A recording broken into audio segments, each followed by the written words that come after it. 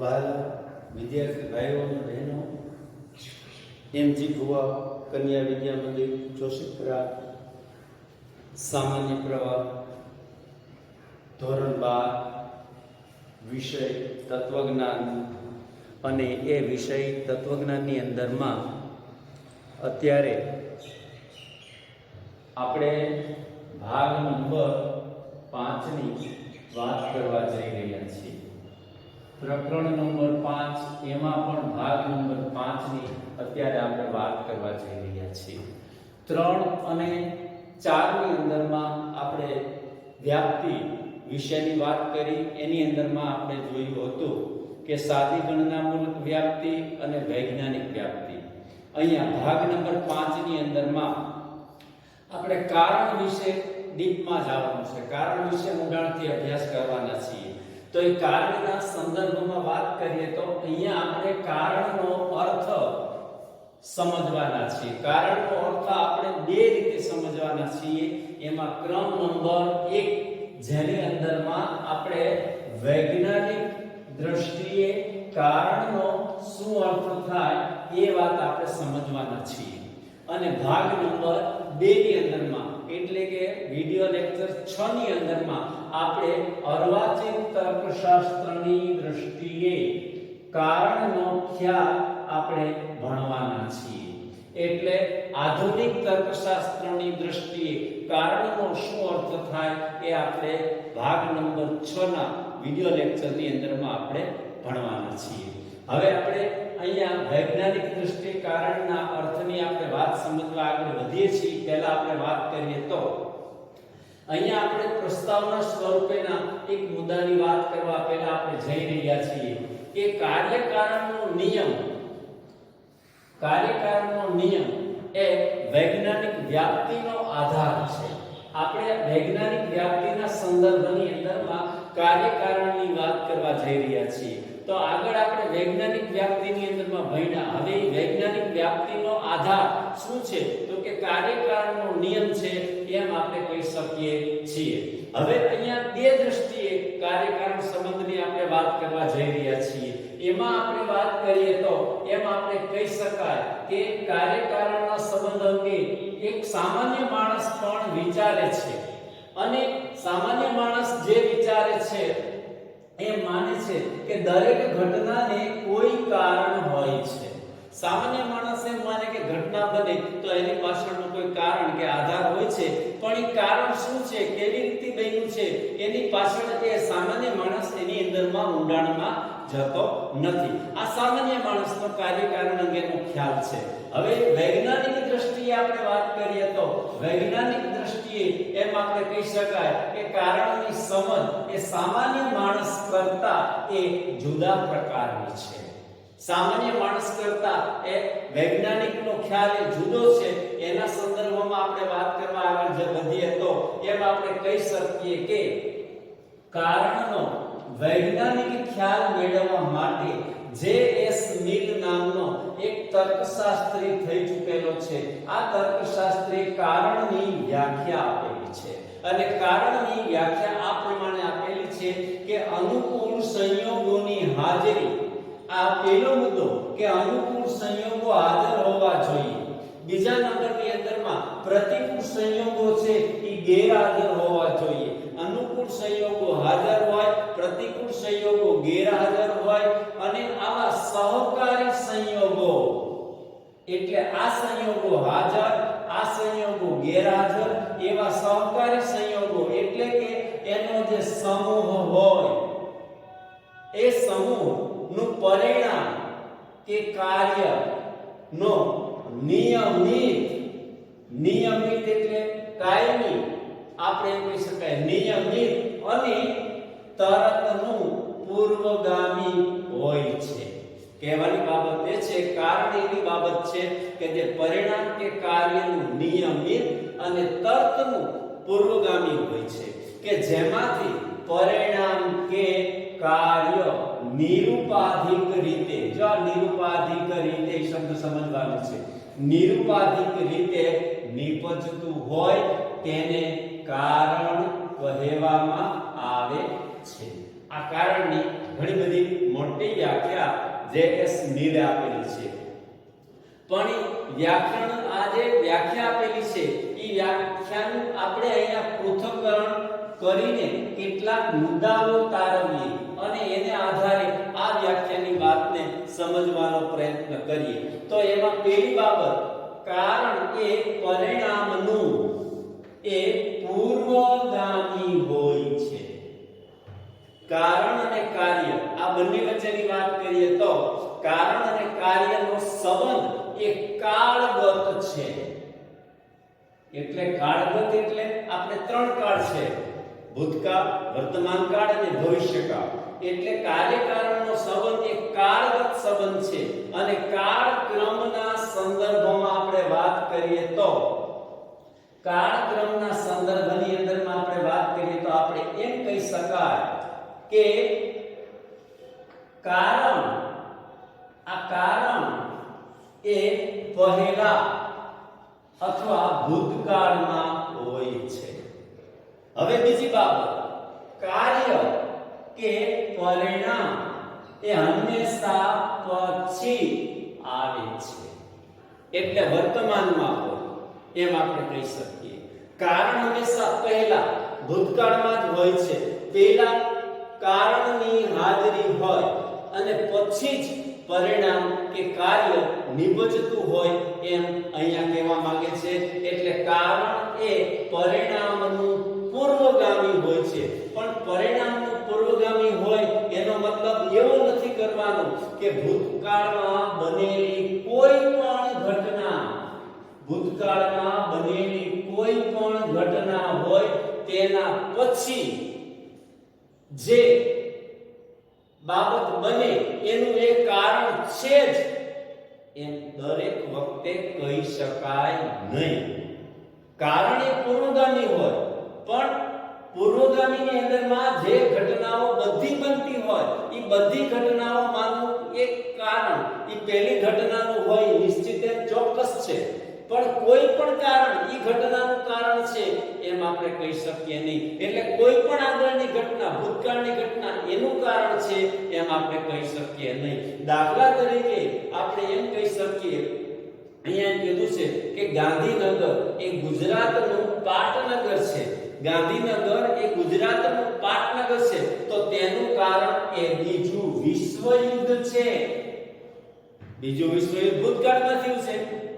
ગુજરાતની પહેલા રાજધાની અમદાવાદ હતી. અમદાવાદમાંથી ગાંધીનગર થયું તો એ પરિણામ આવ્યું, એ કાર્ય આવ્યું. તો એની પહેલાના ભૂતકાળની અંદરમાં બીજું વિશ્વયુદ્ધ થયું તો બીજા વિશ્વયુદ્ધ થવાનું કારણ ને લીધે આ ગાંધીનગર છે એ ગુજરાતની રાજધાની બની એમ આપણે કહી શકીએ નહીં. ટૂંકમાં કહેવાની વાત એ છે કે ભૂતકાળમાં બનેલી અનેક ઘટનાઓને વર્તમાનના સંદર્ભની અંદરમાં એના કાર્યકારણના સંબંધ સાથે આપણે જોડી શકીએ નહીં. એ ધ્યાનમાં રાખવાનું છે. બીજી બાબત, બીજા મુદ્દાના સંદર્ભમાં વાત કરીએ તો કારણ એ પરિણામનું અહીંયા કહેવા માંગે છે પરિણામનું તર્ક નું પૂર્વગામી હોય છે. બરોબર સમજો. કારણ એ દૂરના ભૂતકાળમાં નહીં, કારણ છે એ દૂરના ભૂતકાળની અંદરમાં હોય 2, 3, 4, 5, 15 દિવસ કે મહિનો, 2 મહિના કે 5 વર્ષ પહેલા ઈ કારણ હાજર હોય ને અત્યારે પરિણામ આવ્યું એવું બની શકે નહીં. ઈ એમ કહેવા માંગે છે કારણ એ દૂરના ભૂતકાળમાં નહીં પણ તર્કના જ ભૂતકાળમાં હોય છે. તર્કના જ નજીકના સમયમાં ગાળામાં જ એ કારણ હાજર હોય અને એને લીધે પરિણામ બનતું હોય એમ આપણે કહી શકીએ છીએ. એટલે કાળગત દ્રષ્ટિએ આપણે વાત કરવી હોય તો એમ કહેવા માંગે છે કે તર્કનું કારણ અને પરિણામ એની વચ્ચે સાતત્ય હોય છે. કારણ હાજર હોય એટલે પરિણામ બને જ, કાર્ય આવે જ, પણ એની બંને વચ્ચેનું સાતત્ય હોય છે, બંને વચ્ચેનું જોડાણ હોય છે અને એને લીધે કારણમાંથી પરિણામ કે કાર્ય નીકળે નીપજે એમ આપણે કહી શકીએ. પણ એનો મતલબ એવો પણ અહીંયા નથી, સમજી લેજો બરોબર, કે પરિણામની તર્કની પહેલાની ઘટનાને તે ઘટનાનું કારણ હોય તેમ કહી શકાય નહીં. હવે એ જ રીતે પરિણામ કે કાર્ય એવું, પણ એની પહેલાની તર્કની ઘટના બનેલી હોય તો એ ઘટનાને પણ એના કારણ તરીકે આપણે ગણાવી શકીએ નહીં, ઓળખાવી શકીએ નહીં. દાખલા તરીકે કોઈ હોસ્પિટલની અંદરમાં દર્દી બીમાર હોય અને દર્દીને તપાસવા માટે ડોક્ટર આવે અને ડોક્ટર જેવા આવે અને એની સાથે જ દર્દીનું મૃત્યુ થાય, દર્દીનું રામ બોલો ભાઈ રામ થઈ જાય, તો ડોક્ટરના આવવાની ઘટના એ તર્કનું પુરોગામી છે. પણ ડોક્ટર આવ્યા એટલે દર્દીનું મૃત્યુ થયું એમ આપણે કહી શકીએ નહીં.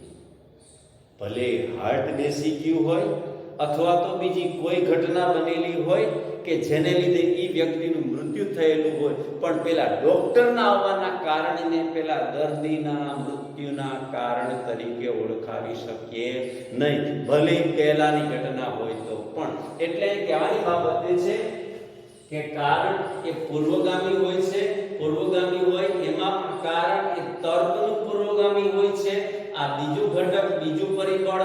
હવે ત્રીજી બાબતની વાત કરીએ તો કારણ એ પરિણામનું, કારણ એ પરિણામનું નિયમિત તર્કનું પૂર્વગામી હોય છે.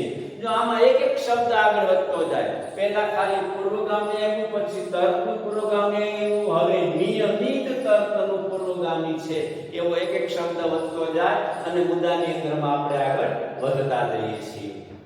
હવે એક બનાવ માટેનું એક કારણ હોય, કોઈ એક બનાવ બને, એક બનાવ બને તો એના માટેનું એક જ કારણ હોવું જોઈએ. એ કાર્યકારણનો નિયમ છે કે એક બનાવ બને તો એના માટેનું એક જ કારણ હોય, પણ એક બનાવ બનેલો હોય એના માટેના ઘણા બધા કારણો હોય એવું બની શકે નહીં. પરિણામ, ઘટના જે બનેલી હોય, કાર્ય જે આવેલું હોય, પણ એના માટેના અનેક કારણો હોય એવું બની શકે નહીં. અને જો અનેક કારણો હોય તો એક બનાવ માટે એક કારણ હાજર હોય અને એની એ જ બનાવ બને, એનો એ જ ઘટના બને, એના માટે પણ બીજી વખત પણ એનું એ જ કારણ છે હોવું જોઈએ. પણ જો ના હોય, હોઈ શકે નહીં, તો તેમની વચ્ચે કાર્યકારણનો સંબંધ છે એમ આપણે કહી શકાય નહીં. એટલે ઘટના કે બનાવ બને એ બનાવની અંદરમાં કારણ એ પરિણામનું નિયમિતપણે તર્કનું પૂર્વગામી હોવું જોઈએ.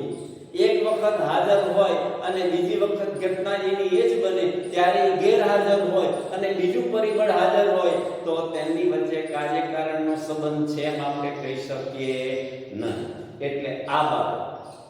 ચોથી બાબત, કારણમાંથી પરિણામ નિરુપાધિક રીતે નિપજે છે.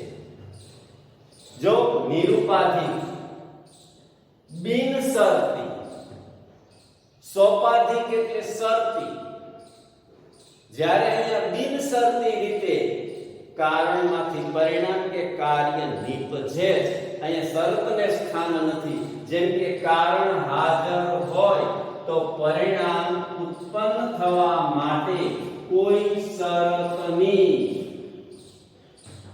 અથવા ઉપાધિની જરૂર પડતી નથી. કારણ હાજર હોય તો પરિણામ આવવા માટે કોઈ શરતની, કોઈ ઉપાધિની જરૂરિયાત જ નથી. એ સહજ રીતે પરિણામ કે કાર્ય નિપજે એમ આપણે ચોક્કસ કહી શકીએ છીએ. આ બાબત પણ અહીંયા ચોથા મુદ્દાના સંદર્ભમાં વાત કરી. હવે પાંચમો મુદ્દો, કારણ એ સરળ હોતું નથી. તો હોય છે કેવું? તો એમ કે છે જટિલ હોય છે. કારણ ભલે એક જ પરિબળ છે, પણ એક પરિબળ સરળ હોતું નથી, પણ જટિલ હોય છે. વિશાળ હોય છે, મોટું હોય છે. અને બીજી રીતે કેવું હોય તો કારણ એ સહકારી સંયોગોનો સમૂહ છે. કારણ એ સહકારી સંયોગોનો સમૂહ છે. એટલે એમ કહેવા માંગે છે કે આના સંદર્ભમાં આપણે વાત કરીએ આગળ વધીને તો અનુકૂળ સંયોગો જેની હાજરી હોવી જોઈએ અને એ જ રીતે પ્રતિકૂળ સંયોગો એની ગેરહાજરી હોવી જોઈએ. અનુકૂળ સંયોગો હાજર, પ્રતિકૂળ સંયોગો ગેરહાજર અને ઈ કારણ હાજર હોય તો તેને લીધે ઘટના કે કાર્ય કે પરિણામ અચૂકપણે બને જ તેમ આપણે કહી શકીએ. દાખલા તરીકે ઉદાહરણ આપ્યું છે કે દિવાસળીને સળગાવવા માટેનું કારણ એક બાકસની દિવાસળી છે, એને આપણે એમાંથી અગ્નિ પ્રગટાવી છે. તને સળગાવવા માટેનું કારણ તો અહીંયા આપણે એને બે પાર્ટમાં વહેંચીએ છીએ, અનુકૂળ સંયોગોની હાજરી અને પ્રતિકૂળ સંયોગોની ગેરહાજરી. હવે અનુકૂળ સંયોગોની હાજરી આપણી તો સમજણ માટે 4 મુદ્દા આપ્યા છે, પણ આવા તો ઘણા મુદ્દા આવી શકે. અને પ્રતિકૂળ સંયોગોની ગેરહાજરીમાં પ્રતિકૂળ સંયોગો પણ ઘણા આવી શકે એમ આપણે કહી શકીએ. હવે અનુકૂળ સંયોગોની હાજરી તો કેવા સંયોગો હાજર હોવા જોઈએ તો એમ કહે છે કે એમ કહેવા માંગે છે કે દિવાસળી લાકડાની બનેલી હોવી જોઈએ.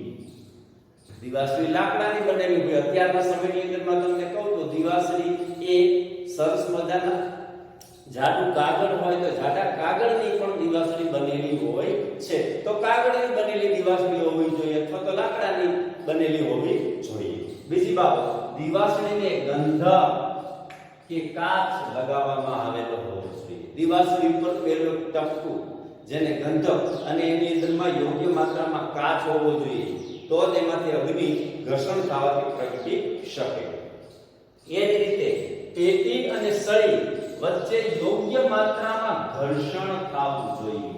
આપણે દિવાસળીને તમને તો બેનો અત્યારે ખ્યાલ નહીં હોય કારણ કે આપણે એલપીજી ગેસ આવી ગયા છે એટલે બધી જગ્યાએ લાઇટરનો ઉપયોગ કરો. જેવી સ્વિચ દબાવો એની સાથે ઘરની અંદરમાં એલપીજી ગેસથી આપણે રસોઈ બનાવી શકીએ અને અગ્નિ પ્રગટી જાય છે.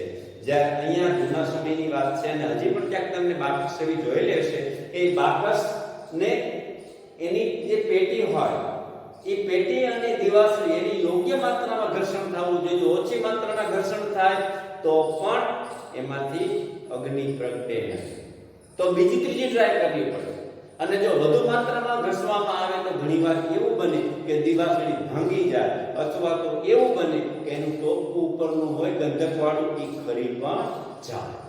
આગળની બાબત, હવામાં પ્રાણવાયુ હોવો જોઈએ. હવે જે જગ્યાએ હવામાં પ્રાણવાયુ હોય જ નહીં, ઓક્સિજનની હાજરી જ ના હોય તો એ જગ્યાએ તમે સળગતી દિવાસળી પ્રગટાવવાનો પ્રયત્ન કરો તો જેવી પ્રગટે એની સાથે ઓલવાઈ જાય. કારણ કે એને સળગવા માટે બહારનું ઓક્સિજન વાયુ પ્રાણવાયુ હોવો જોઈએ તો એ સળગી ઉઠે. એટલે આ પ્રકારના સંયોગો હાજર હોવા જોઈએ. હવે આ પ્રકારના સંયોગો ગેરહાજર હોવા જોઈએ. એ કેવા સંયોગો છે તો કે દિવાસળી ભીની ન હોવી જોઈએ.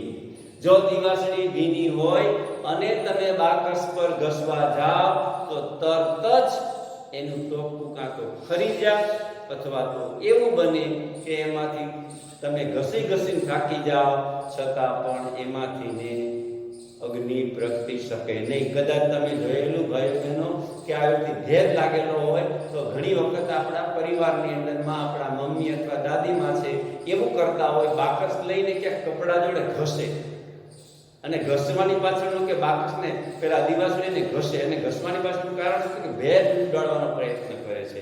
એટલે આ પ્રમાણે દિવાસળી ભીની ના હોવી જોઈએ.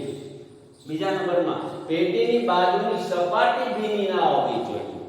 જે પેલી પટ્ટી હોય પેટીની બાજુની જ્યાં આપણે દિવાસળી ઘસવાની છે એની સાઈડ છે એ ભેદવાળી ના હોવી જોઈએ. એટલે જ મેં તમને કીધું હમણાં દિવાસ એટલે ઘણીવાર પેલા બંધાણી લોકો બીડી પીવા વાળા હોય એ ના એમાંથી અગ્નિ પ્રગટતો હોય તો પોતાના કપડાની જોડે ઘસતા હોય તો બાકસની જે સાઈડ કપડા જોડે ઘસતા હોય કે જેથી કરી એમાં રહેલો ભેજ ઉડી જાય. ખાસ કરીને ચોમાસાની અંદરમાં આવું વિશેષ માત્રામાં બનતું હોય છે. ક્રમ નંબર 3, ખૂબ પવન ના હોવો જોઈએ. હવા પુષ્કળ માત્રામાં આવતી હોય તો પણ અગ્નિ પ્રગટી શકે નહીં. આમાં કદાચ બહેનો કોઈ ખેડૂતની દીકરી હોય તો હશે તો એને ખબર હશે કે વાડીએ ગયેલા હોય અને ત્યાં ચા બનાવવાની હોય અથવા રસોઈ બનાવવાની હોય અને અગ્નિ પ્રગટાવવો હોય, જો ખુલ્લામાં અગ્નિ પ્રગટાવવા જાવ તો ઘડીકમાં પ્રગટી શકે નહીં. અને કાં આપણે ખૂણો ગોતવો પડે અથવા તો આપણે સળગાવી અને પછી તરત આપણા હાથને આમ કરીને ખોબાની જેમ કે જેથી કરીને દિવાસળી યોગ્ય માત્રાની અંદરમાં સળગી જાય. કારણ શું છે કે બહારની હવા આવે તો દિવાસળી ઠરી જાય. એ ઠરી ના જાય એટલા માટે આપણે આમ ખોબો કરીએ છીએ અને ખોબો કરીને પછી દિવાસળી બરોબર યોગ્ય માત્રામાં સળગી જાય પછી આપણે એને જ્યાં લાકડા મૂકેલા હોય ત્યાં આપણે એને ચાપીએ છીએ. એટલે આ પ્રમાણે કહેવાની બાબતે ખૂબ પવન હોવો જોઈએ નહીં. ચોથી બાબત, હવામાં ભેજ ના હોવો જોઈએ. ખાસ આ બાબત પણ છે, ભેજ ના હોવો જોઈએ. વાતાવરણની અંદરમાં પુષ્કળ માત્રામાં વરસાદ જ પડતો હોય અથવા વાતાવરણ આખું ભેજવાળું ભીનું હોય તો તમે ગમે એટલી ટ્રાય કરો તો પણ બાકસની અંદરમાંથી અગ્નિ કે દિવાસળીમાંથી અગ્નિ પ્રગટી શકે નહીં. એટલે આ પ્રમાણે કોઈ પણ ઘટના કે બનાવ બને તો એ ઘટના કે એ બનાવ માટે અનુકૂળ સંયોગો હાજર હોવા જોઈએ, પ્રતિકૂળ સંયોગ ગેરહાજર હોવા જોઈએ અને આ બધી સમગ્ર ઘટનામાંની એક સમગ્ર કારણ સંયુક્ત એવું ભેગું થાય તો તેના પરિણામ સ્વરૂપે દિવાસળીમાંથી અચૂક માત્રામાં અગ્નિ પ્રગટી શકે. એટલે આ પ્રમાણે કારણનો અર્થ આપણે એક દ્રષ્ટિએ વિદ્યાર્થી ભાઈઓ બહેનો સમજ્યા. હવે આપણે કહેવાની બાબત એ છે કે આગળના વિડિયો લેક્ચરની અંદરમાં આના પછીનો જે પાર્ટ છે એટલે કે અર્વાચીન તર્કશાસ્ત્રની દ્રષ્ટિએ કારણનો ખ્યાલ છે એ આનાથી આપણે આગળના વિડિયો લેક્ચરની અંદરમાં આપણે સમજવાના છીએ. ચાલો, આભાર, ધન્યવાદ, જય હિન્દ, જય ભારત. પણ કહેવાની બાબત એ છે વિદ્યાર્થી ભાઈ બહેનો, જો વિડિયો લેક્ચરમાં મજા આવતી હોય તો સબસ્ક્રાઇબ કરવાનું ચૂકશો નહીં, લાઈક કરવાનું ચૂકશો નહીં અને બીજા મિત્રોને શેર કરવાનું ચૂકશો નહીં. ચાલો, ફરી પાછા આગળના વિડિયો લેક્ચરની અંદરમાં મળીએ. આભાર, ધન્યવાદ.